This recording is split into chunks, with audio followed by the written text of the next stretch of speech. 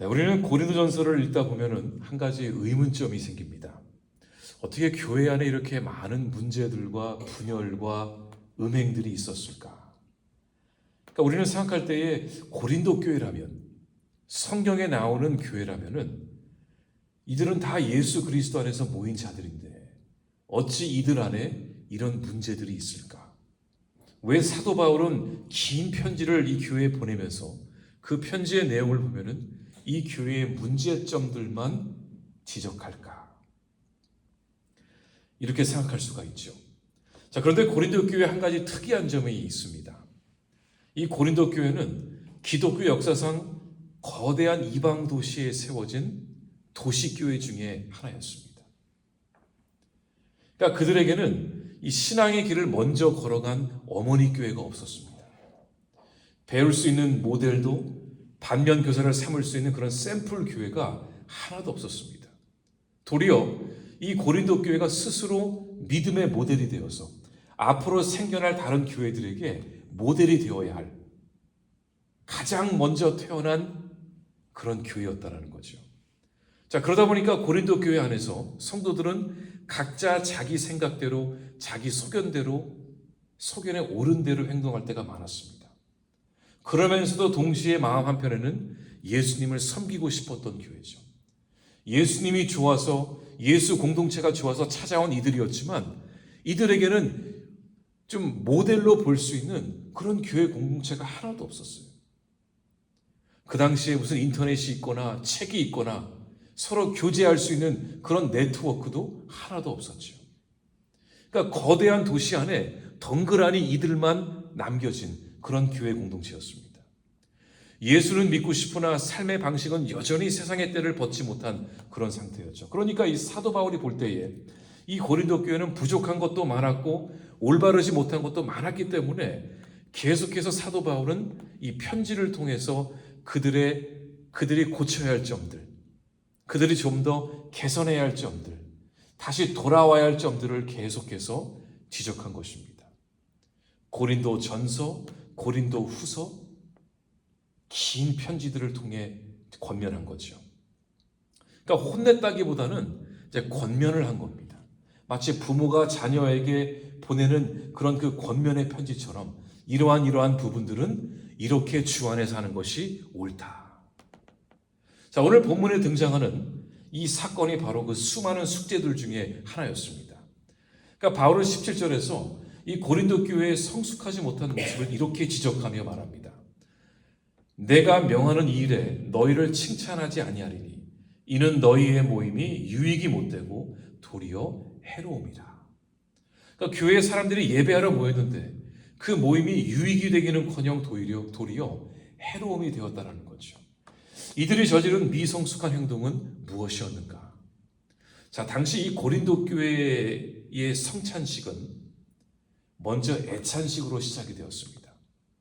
우리는 성찬식 하면은 줄을 서서 혹은 자리에서 떡이나 잔을 받아 예수 그리스도를 생각하며 우리가 함께 참여하는 것을 성찬식이라 합니다.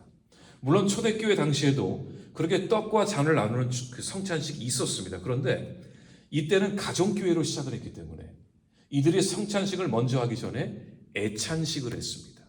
애찬식은 말 그대로 사랑하는 자들이 모여서 함께 식사 교제를 먼저 나누는 겁니다. 그러니까 그때나 지금이나 이 교회 안에서 함께 먹으며 교제하는 것은 굉장히 중요한 것이었습니다. 자, 애찬식은 성도들이 각자 가정에서 음식을 가져오는 것이었습니다. 오늘날로 말하면은 팟럭 같은 거겠죠. 조금씩 반찬을 갖고 와서 함께 나누어 먹는 것. 그러니까 애찬식의 목적은 예수 그리스도의 사랑을 기억하며 신분과 빈부를 초월해서 각자가 다른 음식들을 가져와 함께 나누며 하나가 되는 그런 시간이었습니다. 그런데 여기서 이 고린도 교회의 미숙함이 드러난 겁니다. 아니, 각자 반찬을 갖고 와 함께 나누어 먹는데 무슨 미숙함이 뭐가 있을 수 있을까요? 근데 문제가 있었습니다. 하루 벌어 하루를 살아가던 이 노동자들과 이 노예들은 일을 다 마치고 오느라 매번 모임에 늦었던 겁니다. 그러니까 교회 안에는 뭐 가진 자도 있었고 없던 자도 있었고 남녀, 노예 등등 다 포함해서 다양한 부류의 사람들이 교회 안에 있었는데 그 중에 일부 어떤 사람들은 일을 다 마치고 늦게 도착한 겁니다. 반면에 시간이 좀 많고 좀 부유한 가정들은 그런 성도들은 먼저 모인 거죠. 그런데 문제는 이 먼저 와서 참여했던 자들이 늦게 오는 사람들을 전혀 기다리지 않고 먼저 반찬을 꺼내서 함께 다 먹은 겁니다. 그러니까 21절에 보니까 일찍 온 사람들이 자기들이 가져온 음식들을 먼저 다 먹은 것이죠. 그리고 어떤 이는 배불리 먹고 포도주에 취하기까지 했다고 그랬습니다. 그러니까 늦게 오는 사람들을 전혀 배려하지 않고 기다리지 않았던 것이죠.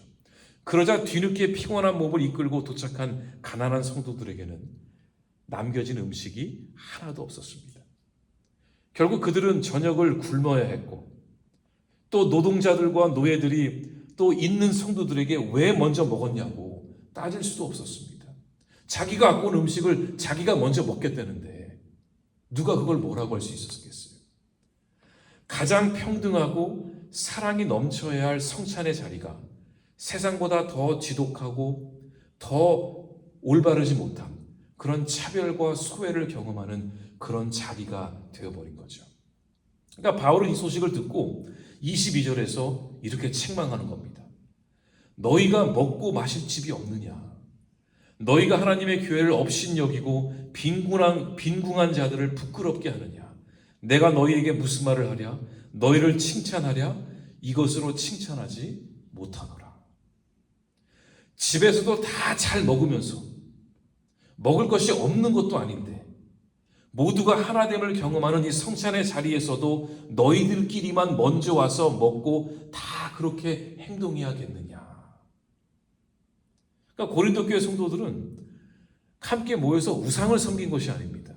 그들은 분명히 예배하기 위해서 그리스도 안에서 성찬하기 위해 나누기 위해 모였습니다.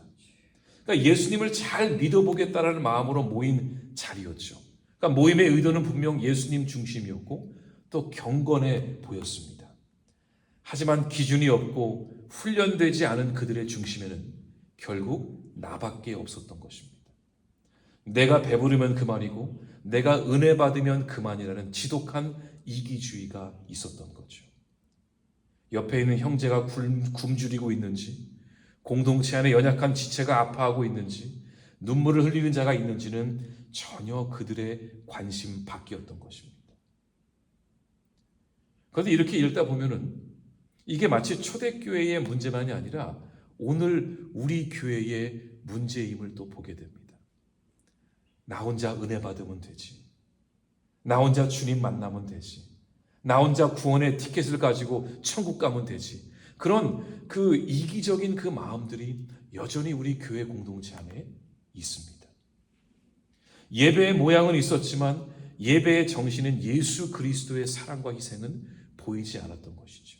그러니까 본질은 잃어버린 예배, 나만 생각하는 이기적인 교제는 결국 공동체를 무너뜨리는 해로운 모임이 될 뿐입니다. 아마도 오늘날 우리 교회 안에 가장 먼저 우리가 회복해야 할 것은 교회론일 것입니다. 교회론. 예수 믿고 천국 가고 예수 안 믿으면 지옥 간다. 어쩌면 우리는 그 이야기만 너무 구구장창 외쳤는지도 모르겠습니다. 근데 우리가 정말 이 교회 공동체를 이룬다는 것은 교회가 무엇인지를 알아야 되더라고요. 그거를 모르면은 나 혼자 와서 나 혼자 믿고 나 혼자 은혜 받고 나 혼자 기도하고 응답받고 돌아가는 게 우리의 신앙이 되겠더라고요. 그리고 나 혼자 상처받으면 교회를 떠나면 그만입니다. 마치 백화점을 가서 내가 원하는 물건을 사고 마음에 안 들면 그 자리를 나오고 그것이 오늘날 교회의 모습이 된 것 같기도 합니다. 이 말씀은 오늘을 살아가는 우리들에게 무거운 질문을 던집니다. 우리의 모임은 과연 유익이 되고 있는가? 아니면 해로움이 되고 있는가? 우리 역시 신앙의 기준을 하나님의 말씀이 아니라 내 생각, 내 소견에 둔다면 우리 역시 고린도 교회처럼 똑같은 실수를 반복할 수밖에 없습니다. 아무리 모교회가 있고 장작교회가 있고 어머니 교회가 있다 할지라도 내 생각, 내 소견에 중심을 둔 교회, 그런 신앙생활을 벗어나지 못하면 우리 역시 유익이 아니라 해로움을 가져올 수밖에 없는 것이죠. 그러니까 주님이 원하시는 교회는 나를 낮추어 타인을 먼저 배려하는 곳입니다. 그러니까 내 걸음이 빠르다면 조금 느린 지체를 위해 속도를 줄이고 기다릴 수도 있어야겠죠.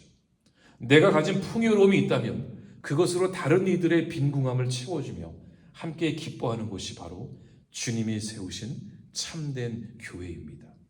오늘 이 새벽 이 기도 가운데 나 자신을 좀 돌아볼 수 있기를 바랍니다. 나는 교회 안에서 내 생각, 내 소견만 붙들고 있는 자인가? 나는 가정에서 내 생각, 내 소견만 붙들고 있는 자인가? 나는 일터에서 내 뜻대로, 내 마음대로, 내 소견대로만 행하는 사람인가? 내 안에 과연 나 말고 예수는 있지 않은가? 나는 정말 예수를 붙들며 살아가고 있는가? 여전히 나만의 필요와 유익에 갇혀 있는 이기적인 사람은 아닌가? 우리를 돌아보고 주변을 돌아볼 수 있는 그런 영적인 눈을 달라고 우리가 함께 기도해야 할 것입니다. 같이 기도하겠습니다. 우리 먼저 기도할 것은 우리 이렇게 기도하겠습니다. 하나님, 나의 만족과 나의 유익만을 구하느라 곁에 있는 형제의 아픔을 보지 못했던 우리의 이기적인 마음과 미숙함을 용서하여 주옵소서. 우리 공동체가 각자의 소견을 버리고 주님의 말씀을 기준 삼아 빠른 자는 느린 자를 기다려주고 부한 자는 약한 자를 채워주는 예수 그리스도의 사랑의 공동체가 되게 하여 주시옵소서.